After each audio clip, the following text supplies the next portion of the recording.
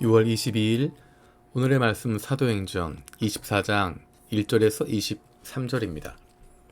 닷새 뒤에 대제사장 아나니아가 몇몇 장로와 더둘로라는 변호사와 함께 내려와서 총독에게 바울을 고소하였다. 바울을 불러내니 더둘로가 고발하여 말하였다. 벨릭스 총독님, 우리는 총독님의 덕분으로 크게 평안을 누리고 있습니다.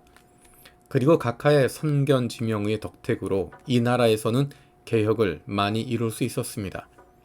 우리는 어떤 면으로나 또 어디에서나 이것을 인정하며 감사하여 맞이 않습니다.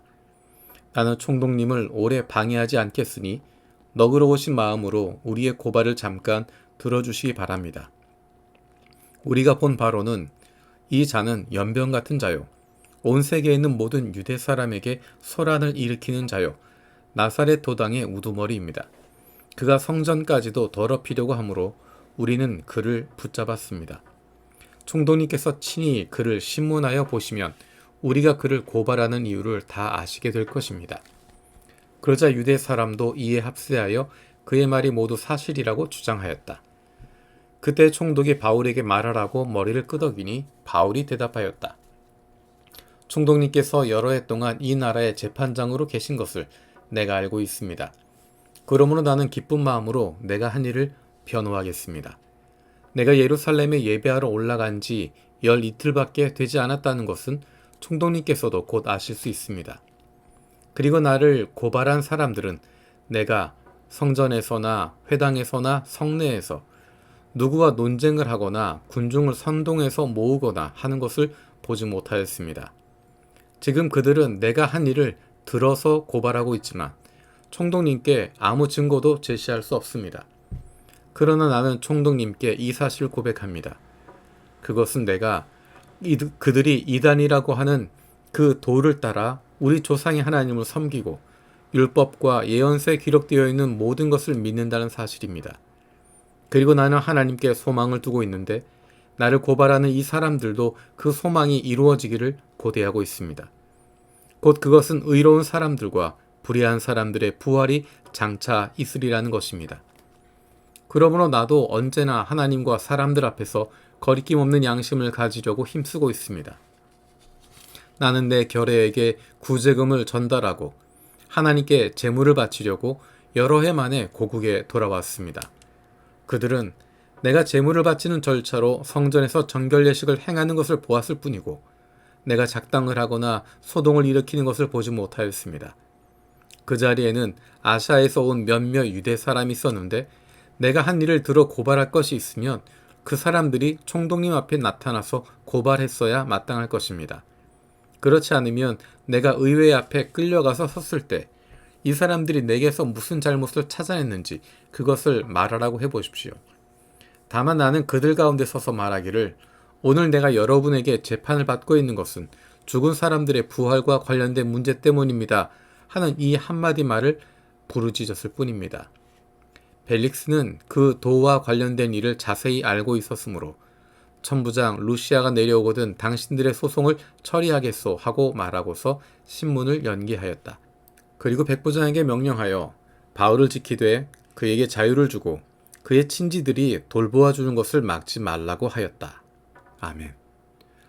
오늘 장면은 대제사장 아나니아가 몇몇 장로와 더둘로라는 변호사를 함께 데리고 와서 총독에게 바울을 고소하고 있는 장면입니다. 총독에게 바울을 고소하고 있고 그것에 대해서 바울이 변론하는 장면입니다.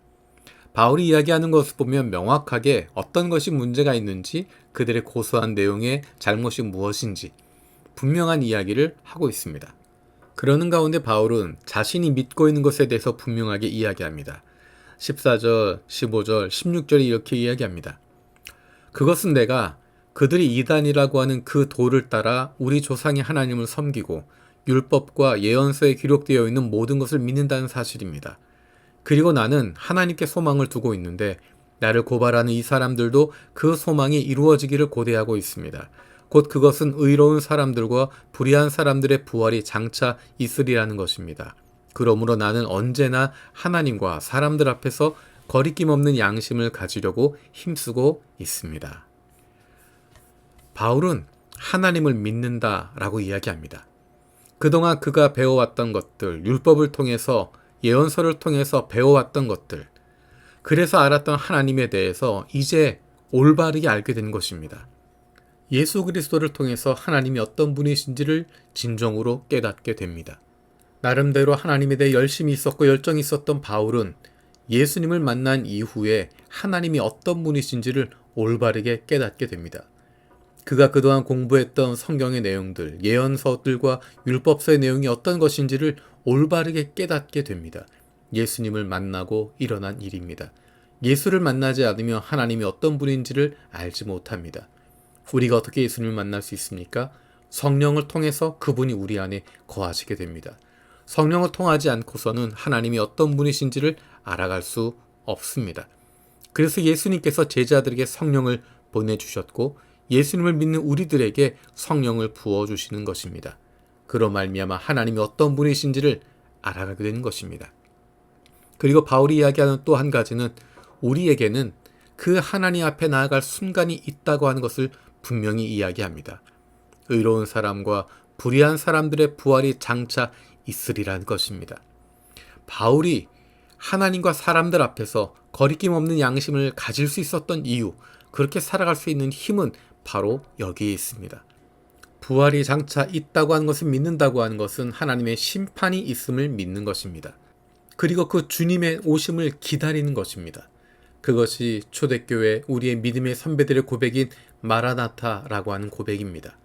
장차 다시 오실 주님에 대한 소망 없는 마음을 가지고 있을 때 이 땅에서 우리는 하나님과 사람들 앞에서 거리낌 없는 양심을 가지고 살아갈 수 있게 되는 것이고 이 땅에서 하나님의 자녀로 살아갈 수 있는 힘을 얻게 되는 것입니다.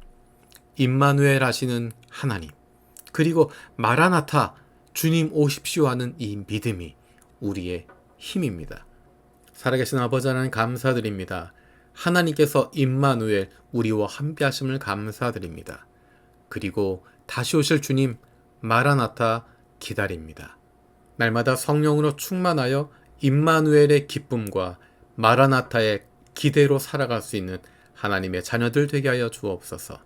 감사드리고 예수님의 이름으로 기도드립니다. 아멘.